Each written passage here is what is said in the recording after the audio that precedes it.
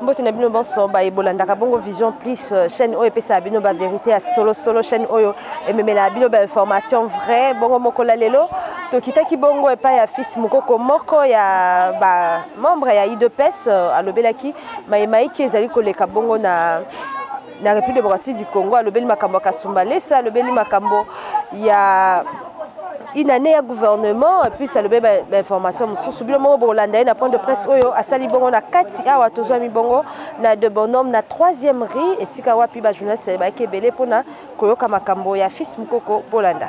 La presse de la liberté, j'ai l'honneur de vous recevoir aujourd'hui dans ce qu'on appelle l'état-major politique de l'armée des bâtisseurs tissérédistes. Ce n'est pas un parti politique, c'est une association pour soutenir l'état des droits, les chefs de l'État, mais sans fanatisme. À mes côtés, je suis entouré, vous voyez, de la secrétaire générale adjointe Dori Mukendi et celui que j'appelle le combattant de tous les jours, ange de la démocratie, Blaise Loumou. Nous sommes là, à part les membres de l'armée des bâtisseurs tissérédistes, nous avons eu le temps de faire notre recrutement chez les mamans veuves, les mamans qui ont perdu leur partenaire dans la lutte. Mon point de presse d'aujourd'hui, c'est quand je l'ai fait, donc je l'ai fait comme gardien du temple de la démocratie, Tshisekedi du Nouveau Testament, juriste malema congolais, Amatala Koufa en Zoulou, c'est-à-dire l'homme qui est prêt pour les sacrifices de l'air du Sphinx. L'actualité, c'est la vie courante des Congolais. Je commencerai d'abord par un premier point que je vais évoquer. Dépenses exagérées dans la présidence.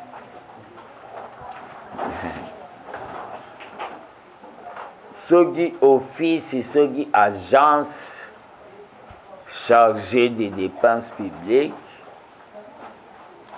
Bazo confirmé Marambo ba petit wana ya lucha balobaki nazo bandana wana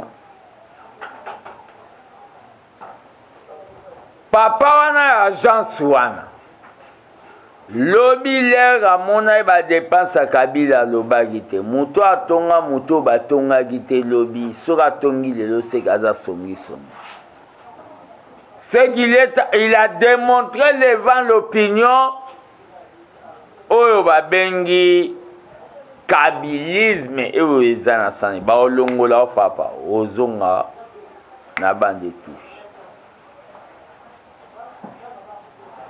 Quand Fati a déclaré devant le monde abeti voyage à zone simbongo yo muto a dépense publique olobaki te topema 18 ans Kabila totikala koyoka te dépense publique opesa biso rapport lelo ndoko opesa zo dépense publique ndoki olongwa opère déjà passé na totikela moi temps olongwa. Tu as démontré que tu es un adepte de la religion Kingakati. Place Neza Olo. La version de l'armée des bâtisseurs Tshisekedi, c'est l'Asbel que je suis en train de diriger avec des belles demoiselles, maîtres, avocates, Tozanan. Biloba Loba. Olongwe.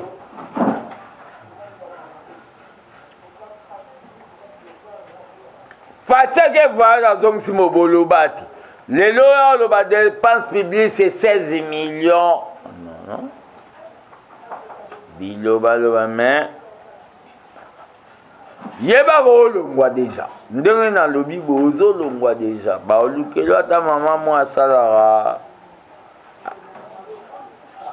maraîchère, bâtiment na dépense. Une année,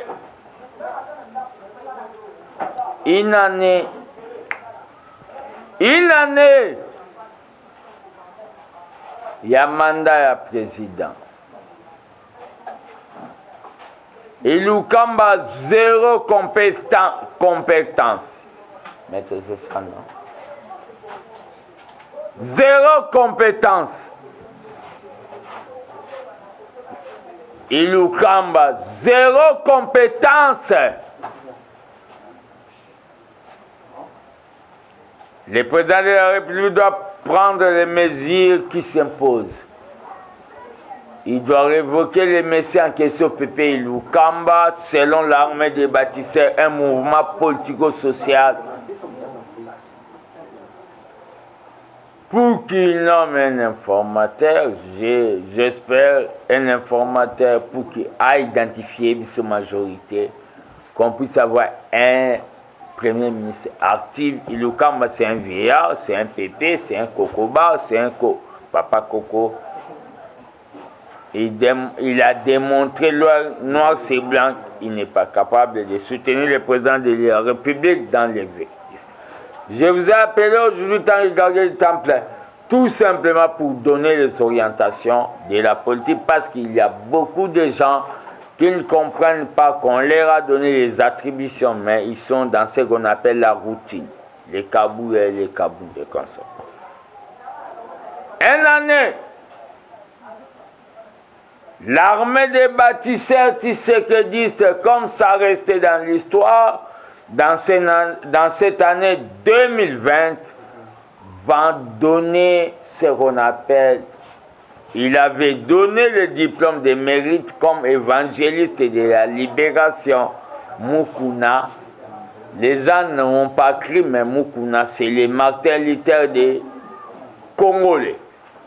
Pasteur Toubocha, Sony, Kendo Kipe Bajipi, il y a la fille de Sarah, Kiziamine Bochabwe. On a l'unique pasteur qui ne prêche pas Yesu Atambola et Likola, mais il nous prêche Bilea Molimo, c'est-à-dire on doit être maître de ce qui est sur notre terre. C'est évêque pasteur Mukuna que je propose. Il y aura une croisade d'éveil patriotique au stade des martyrs, là où nous allons motiver les peuples, là où nous allons activer les peuples pour marcher sur Kingakat. Que Kabila soit hors d'état de nuit. Kabila Kima, surtout moi, on a matin dans tapis rouge. On ne peut pas laisser Kabila fuir avec son fils parce que son fils peut revenir. On doit maîtriser son fils. L'éveil patriotique, je suis très ravi de la libération de Pasteur Mukuna. Nous étions là, l'armée des bâtisseurs, nous avons salué Mami Chibola, Luka Kop, Bandoun des Ana, Ndili Brasseré, Tekarandunda, Naminito Tolati Kaleswabi Bende, Fongo les Epanzan. Une année. Mais dans une année du président, l'armée des bâtisseurs va décerner des diplômes de mérite. Nous avons donné à Pasteur Moukou. Sakombi de l'INC, à cause de diplôme, l'armée des bâtisseurs, nous allons vous demander de nous suivre. Sakombi de l'INC de Kamegi, à cause de diplôme, pour et le oiseau sala oyobalobi récupéra yabandaku yaba ancien dignitaire et ça abisso loisir et ça abisso bien et puis ça abisso goût. Sakombi a gozwa diplôme. Bodoi-moi mayo a gozwa diplôme. L'effet gasali o babengi pas question bobi misambo na banque. Et comme il y a son présidence de la République, on a PC diplôme. Diplôme de mérite pour la bonne gouvernance. Abet. na ba journaliste na musala bosali na négligé binote mais oyo peuple andimi Israël sango boso na politique azozwa pe diplôme na la voix du peuple et créer jalousie nazopesa Israël diplôme na mais na IDPS vraiment nazwi batu mibale ya INC ponga na muta sentiment te naliake pa mutu te. Sylvain Mutombo, ministre auprès du président de la République, yepe azozwa diplôme nae pour na ambassade pour na anciens combattants nae nane. Tous les ministres abotana nuboye tokotimbe la rendement na bino nde bosalaki poto yeba poto moni bino.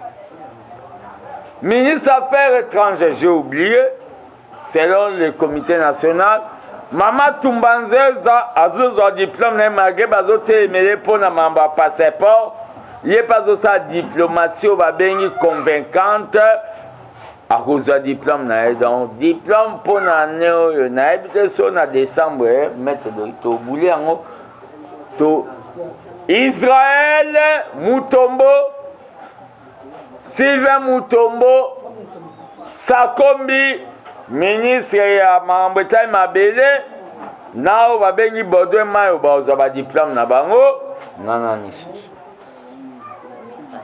ministre o babengi affaires étrangères maman na biso tumbam tozo pesa ba diplôme diplôme aneza euté pas peut selon sondage armée des bâtisseurs salaki. Les problèmes, il y a Rwanda. Fayoula Lobagi Maramo Boye Alobige, non. Ambassadeur à Rwanda, on a un poli photo bengana. Na côté li fayu. Toti karapo so muninga na parti yo. Maramba lobi même à lobi nzamba nzambe yo lobi te satan ande nzambe te. Ngana biso na armée des bâtisseurs toi maman. Ya bon te bli. Il faut pas un ambassadeur à Rwanda. Est-ce que Rwanda y a un ballon soit? Bobenga, maman ba grand là, Bobenga un ambassadeur à Rwanda. Bazolu Kababo ma docteur mu wana réparation des femmes. Rwanda. Bayaki na tembe bakosuka na tembe botumboli bana Kongo yebake yokosuka nagisa sabo moni ndenge peuple asali kasi na Kongo mobimbe kozala ndenge moko muze mutayemba nzema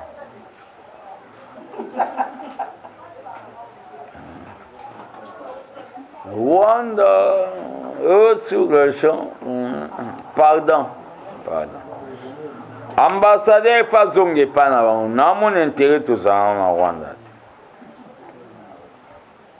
Il y a un problème électif à Kingabwa, soit disant que l'IDPS recrute des mercenaires.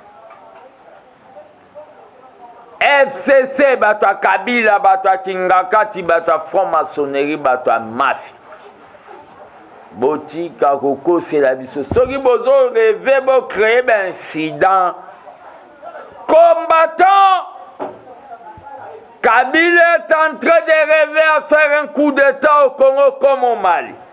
Mais c'est un rêve, ça restera dans son lit avec sa femme Olivier. Vous rêvez debout. L'IDP c'est un parti dans ses fondamentaux, c'est ça. Dans ses fondamentaux, c'est un parti non violent. Nous avons notre principe de non-violence comme cheval de bataille des politiques. Nous avons eu le pouvoir avec une victoire pour gagner en haut, mais nous n'avons pas voulu être toi que je me mette. Nous avons travaillé avec les Moura que Kabila avait raté comme garde républicain. À quoi sert aujourd'hui Nous, l'IDPS, nous devons recruter les gens pour les former dans une parcelle à Kingabo. Ne nous cherchez pas de problèmes pour faire un coup d'État. Et le coup d'État que vous êtes planifié à Kingakati, c'est un coup d'État raté. Ça ne va pas tenir. Nous allons vous repousser, vous brûler dans la justice populaire. Vous savez bien que l'IDPS, le pouvoir de Kabila pendant 18 ans, a multiplié les faces de l'IDPS. L'IDPS, Kibala, il y en a. L'IDPS, Kibasa, il est dans les positifs. Nous allons nous réunifier. L'IDPS, du peuple de Moubak, il y en a. Il y a l'IDPS, l'IAU, l'IDPS. Pourquoi vous nous accusez, nous? Nous sommes menus. Nous n'avons pas recruté les gens. Nous avons la confiance aux gardes républicains qu'on appelle des mours. Laissez tomber avec vos scénarios de théâtre de Maboke, théâtre de chez nous. Groupe Salom. C'est ça. Nous, l'IDPS, nous sommes un parti politique qui est au pouvoir. Nous allons conserver le pouvoir parce que nous allons gagner les élections. Vos histoires de Kingabouala, arrêtez les gens que vous avez arrêtés, ce ne sont pas les membres de l'IDPS. Tant que gardien du temple, je donne la précision. Toujours, ce qui se passe à Kasumbalesa. Augustin Kabouya, le secrétaire général, entre guillemets, J'étais très étonné de voir qu'on me présente des secrétaires généraux adjoints. L'anarchie à l'anarchie. Président AI, secrétaire général AI, secrétaire général AI, président de la Ligue des jeunes AI. Le parti devient AI. Marambouana, je suis fatigué. Je suis fatigué. Oh, comme les Ivoiriens. À Kasumbalesa, je vous donne la version normale. Braquez bien vos caméras. Tiswaka, c'est un combattant qui a donné sa vie pour l'IDPS. Les problèmes des bilans, c'est-à-dire quand le pouvoir est devenu, il y a Blaise Ifazo Ambongo. Ça commence, s'il vous plaît, ça a commencé depuis Iferi de Ngunzaka. Maître, vous connaissez, je vous donne l'histoire. Tiswaka, que Kabouya est en train de chercher à sacrifier, c'est un combattant qui a donné sa vie pour l'IDPS. Des fois, quand moi je parle des choses de l'IDPS, on me dit Mambanda Kubalobango Libandate. Kabouya a parlé.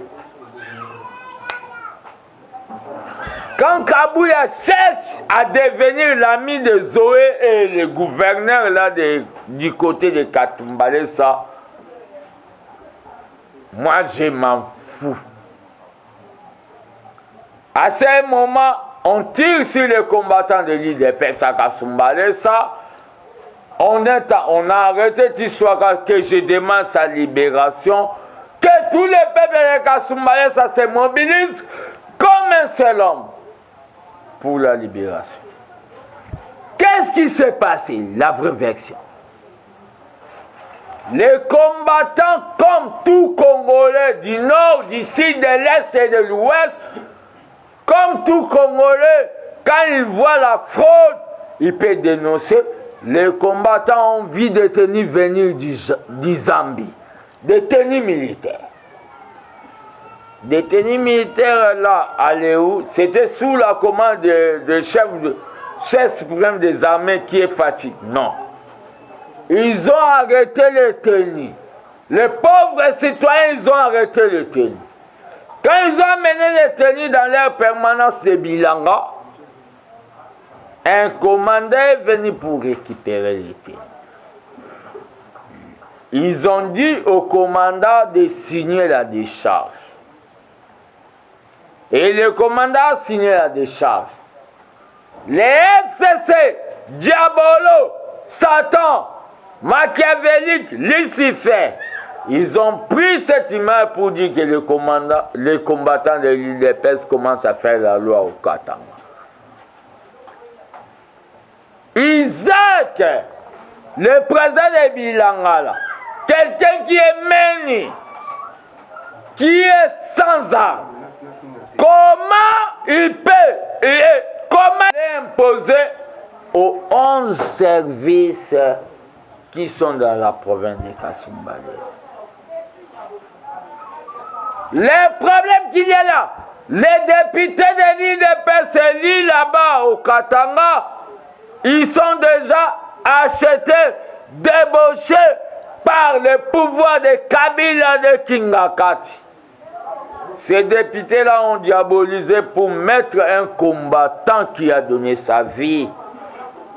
Je demande aux combattants de se ressusciter, de se maintenir. Si on va vous tuer, nous allons compter les morts. Le responsable sera condamné par là. Les gardiens du temple de la démocratie, l'élève du FENS, c'est lui que Tshisekedi a nommé pour mobiliser. Le message passe à ce moment. N'ayez pas peur. Nous avons déjà eu les vaccins contre la peur que Tshisekedi nous avait donné. Tu sois en prison, mais tu seras vomi sur cette prison injustice. De Kabouya, de Kabound et son acolyte Kabouya, des gens qui veulent tuer l'UDPS. C'est pour cela que je relance le mouvement Sauvons l'UDPS.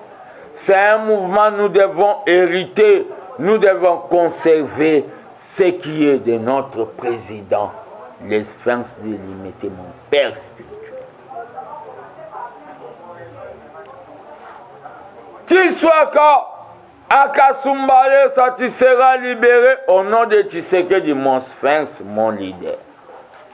Quand t'arrêtes, c'est un coup d'épée dans nous.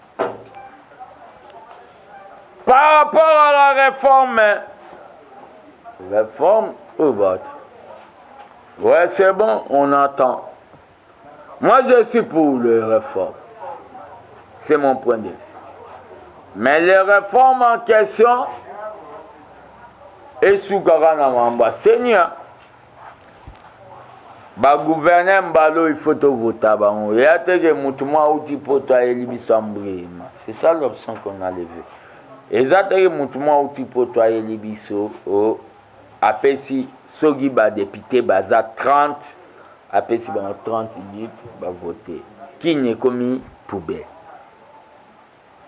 biso mo photo voter ba gouverneur na o ba bien suffrage universel direct, hein? C'est ça c'est qu'on dit. Réforme pour la biso armée des bâtisseurs tshisekidistes. On doit maintenir un tout. J'ai appelé la presse pour rêver. Je vous demanderai de mettre cette émission, c'est pour l'intérêt national. Sogi balongo l'élection de tout, tozongi naché à 2011, na 2006.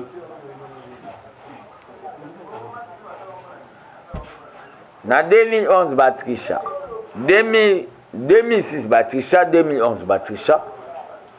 Gizenga epa mbemba alobi mwana olobi nini mwana alobi soki nazwi tokosolo. Bon zela na kopesa réponse na soi même pas tata Gizenga fa patriarche akepa Kabila ayebisi Kabila olobi nini Kabila bizala kalne vina no me au premier ministre malgré âge na osa mbamo Kabila nommé Gizenga pc 4 bassins à ma famille. Il y a or. Gizenga lera bimira le palou te voter moi. Palou tata mediza moi. Mbemba Kabila na boule na e akanisa que il a changé code. Pas de tout. atie tour unique topel Kabila na minute oyo bato wana makambo ya de tour totikala na kombagage peuple fongola misu soki tozongi na de tour tokende fati abimi bete mo abimi neti Fayulu à part ça mosusu abimi basangani mbamo topel les élections à un tour nazozonga na mamba Fayulu. L'armée de Baptiste Tshisekedi accuse Fayulu, accuse, porte plainte. Fayulu, il faut moi signer à ça l'attention. À quoi on a un problème à mon tour? N'importe limbi si Fayulu a banni so compliqué bisouman. Alors big biso tolia qui 400 millions de dollars. Na lobi boy. Excusez, laissez-moi le bruit inutile. Fayulu. Nakoma kopé manatala ravie na madi di Martin Fayulu na compris na reso. Na elongi display baby vie. Omoni koyina na motema mabe e baby sara. Couleur. Fayulu aloba biso tole 400 millions de dollars na meeting na salaki ya un autre pays. L'armée des bâtisseurs tshisekidistes, je vous prierai d'être nombreux. Je porte plainte le mardi na parquet. L'un a eu 400 millions, il y a moins de 100 jours et puis c'est une douleur. Tant que citoyen congolais, n'a pas funda failli. Aya gola qui ça, prévoit ya zanango, il y a 400 000. N'a pas funda. Et a des fatigues, naso, et ça m'a fatigué. 400 millions, ça m'a bouché les oreilles, n'a la quitté. Fayulu fa justifier mbongo et kindagi wapi ainsi de suite. À part ça, problème autozana na Congo, et un problème peuple azolala ça. Matata Mponyo, dès la rentrée parlementaire, l'armée des bâtisseurs tshisekidistes sera au palais du peuple pour demander, sera dans la ministère de justice pour demander que est-ce que dama 3 fois par jour? Makambo na zoloba baelaki biso bukangalozo. Toloni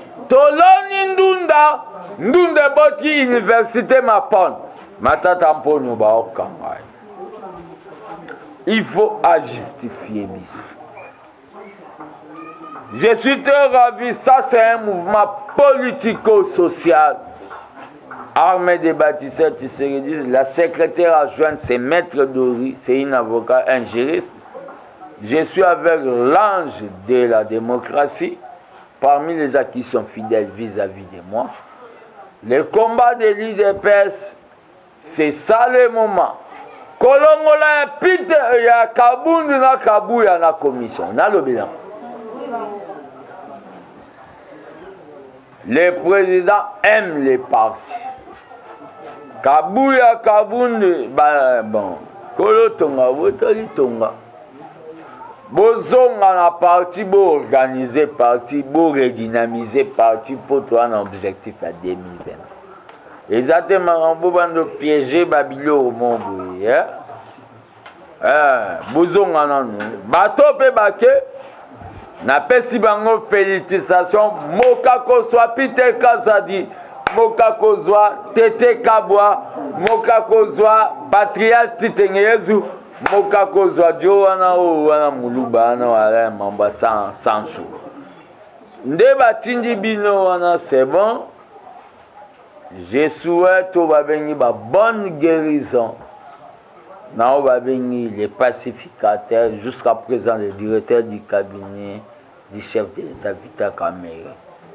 que nous ne souhaitons pas sa mort, mais la justice fera son travail dans son temps. Je souhaite bonne guérison. Nous sommes dans le cash Fatih Vital Kamere. Que cette coalition reste à jamais, parce que sans cette coalition, nous n'aurons pas eu le pouvoir. Mais à travers Fatih Vit, nous avons eu le pouvoir.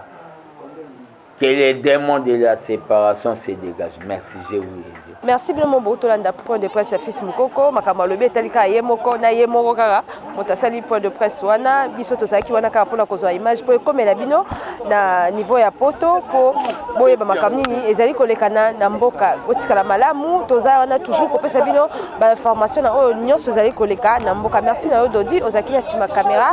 Merci na ba bonso bolanda biso na Vision TV. Merci à Julie Kabundi ma grande sœur propre Kati Kabundi. Merci na bino nyonso. Bosika madame tokutani na numéro mususu.